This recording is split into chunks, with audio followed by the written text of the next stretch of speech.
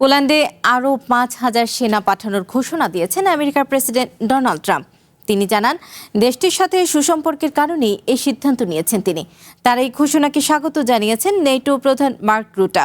এদিকে আমেরিকার উপর নির্ভরতা কমানো, ইউক্রেন ও জোটের ভবিষ্যৎ রূপরেখা ঠিক করতে সুইডেনে বৈঠক করেছেন নেটো দেশগুলোর পররাষ্ট্রমন্ত্রীরা।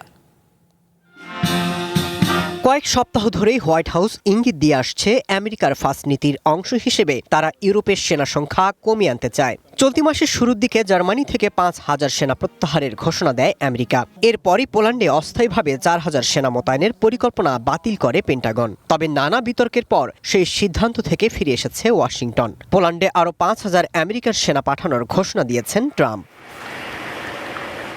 ট্রুথ সোশ্যালে দেওয়া এক পোস্টে ট্রাম্প জানান, পোল্যান্ডের সাথে আমেরিকার সুসম্পর্কের ভিত্তিতেই এই সিদ্ধান্ত নেওয়া হয়েছে। ওয়াশিংটন দীর্ঘদিন ধরে ইউরোপের দেশগুলোর উপর প্রতিরক্ষা ব্যয় বাড়ানোর চাপ দিচ্ছে। আমেরিকার অভিযোগ, সামরিক সুরক্ষার উপর নির্ভর করে নিজেদের সামরিক সক্ষমতায় অবহেলা করছে ইউরোপের অনেক দেশ। তবে সেনা কমানোর এই ঘোষণায় নেটো জোটের ভেতরে নজিরবিহীন টানাপোড়েন তৈরি হয়। আমেরিকার আইন প্রণেতারাও এই সিদ্ধান্তের তীব্র সমালোচনা করেন। ইউরোপের অনেক দেশের সংখ্যা আমেরিকা হয়তো জোট থেকে পুরোপুরি বেরিয়ে যেতে পারে, তবে পোল্যান্ডের সেনা পাঠানোর ঘোষণায় আবারও পশ্চিমাদের আশা দেখাচ্ছে। এমন অবস্থার মধ্যেই শুক্রবার সুইডেনে বৈঠকে বসে নেটো দেশের পররাষ্ট্রমন্ত্রীরা। এ সময় ট্রাম্পের এই ঘোষণাকে স্বাগত জানিয়েছেন নেটো প্রধান মার্ক রুটা। শুধু তাই নয়, তিনি বলেন, নেটো জোট আগের চেয়ে আরও ঐক্যবদ্ধ। আমি জানি কেউ কেউ আমাদের বন্ধন নিয়ে প্রশ্ন তুলেছেন। বিষয়টি পরিষ্কার করে বলতে চাই, অনুচ্ছেদ ৫-এর প্রতি মিত্রদের অঙ্গীকার অটল। প্রত্যেক মিত্রকে রক্ষা করার জন্য আমাদের সংকল্প ও সামর্থ্য অসীম।